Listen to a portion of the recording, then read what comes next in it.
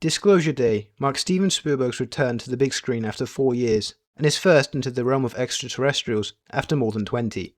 The story revolves around a shadowy private corporation hunting down a whistleblower and a meteorologist who has somehow been dragged into it all as a well-kept secret revolving around aliens threatens to become public.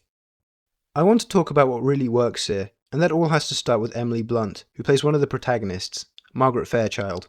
It certainly is the most performance from Blunt, balancing moments of innocent comedy and the darker, more harrowing naturalism which is required from her in the second half. She's the emotional tether the audience very much needs, in what is otherwise a very binary, blatantly evil versus blatantly good, impersonal corporate conflict. Or at least, that's what I thought of the external conflicts stemming from Colin Firth's character, Noah Scanlon, and his big industrial military light task force. Considering that the external conflict isn't as thrilling as I would have wanted, which I'll come back to momentarily, I think the performance from Blunt especially is able to provide the necessary everywoman who the fantastical elements of the story can be perceived through.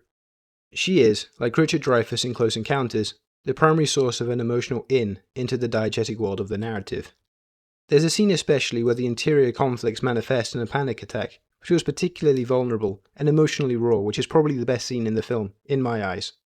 To me, it was the moment in the film where any character felt more well-rounded, and it was all due to the performance from Emily Blunt, rather than the script.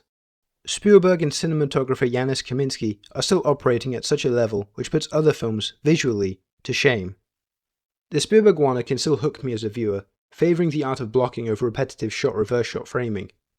It's not just the Warners which make this film visually stand out, although they are a significant factor. Every shot feels intentionally crafted to focus on alternating subjects, using the frame in a manner where every movement, every shift in focus feels significant.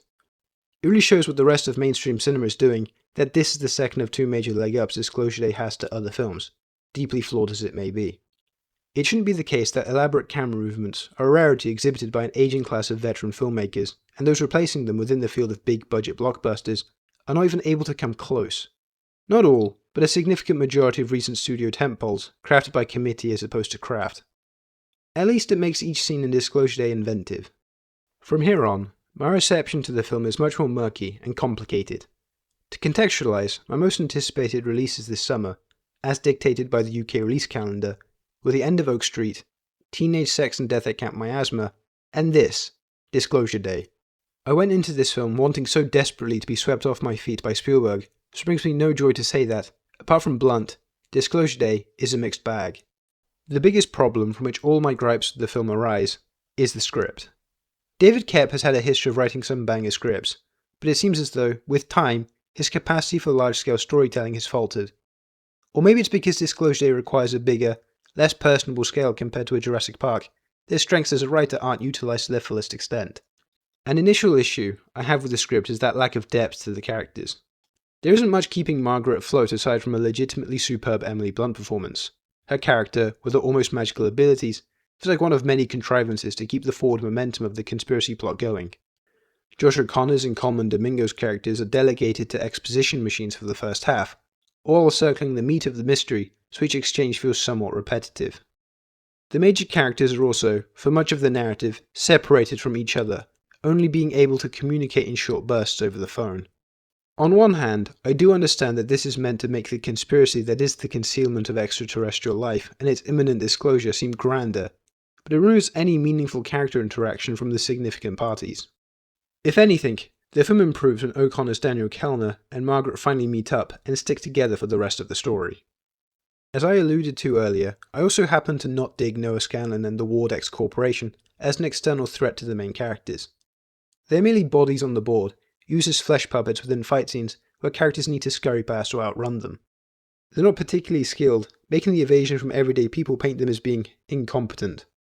As an obviously evil organisation, there's no real depth to their motivations. Scanlon believes that people wouldn't be able to stomach the truth, that there are really aliens, but his motives don't extend much further than that. The company itself is hardly distinguishable from a faceless corporation. So...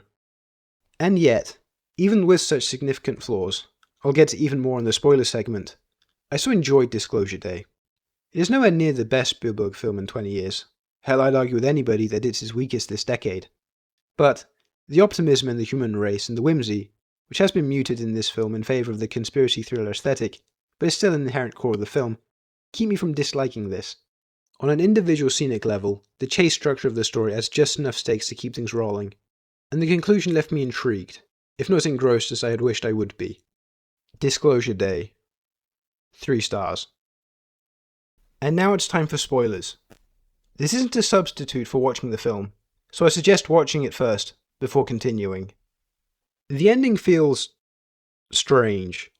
For such a film with a $100 million plus budget, the ending feels really small.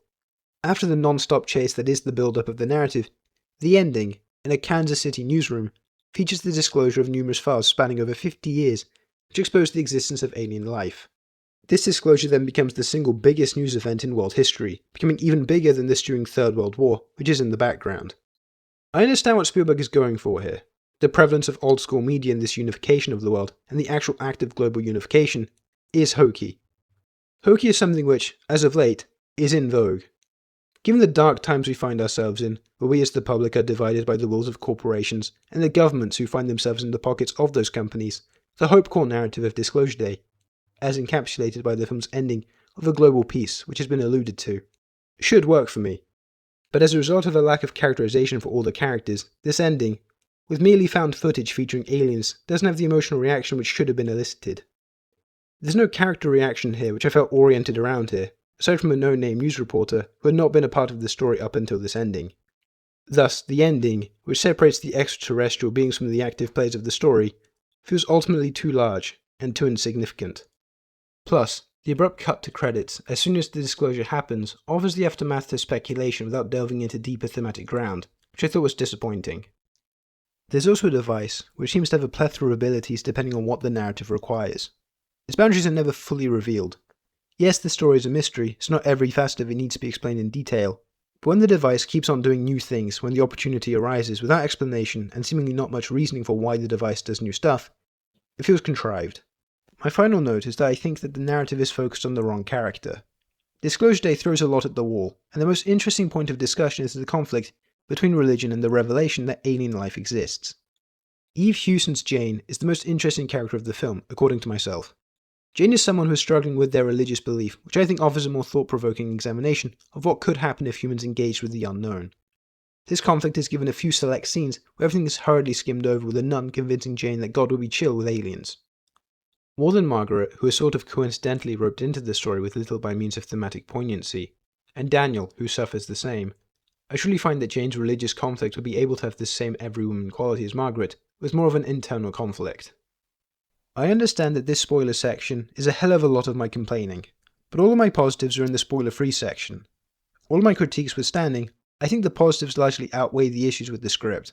I don't think the film is bad, but I do believe that Disclosure Day is just barely keeping its footing as a good film because of those positives, in opposition to the flawed script.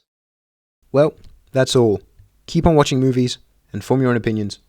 See you in the next one.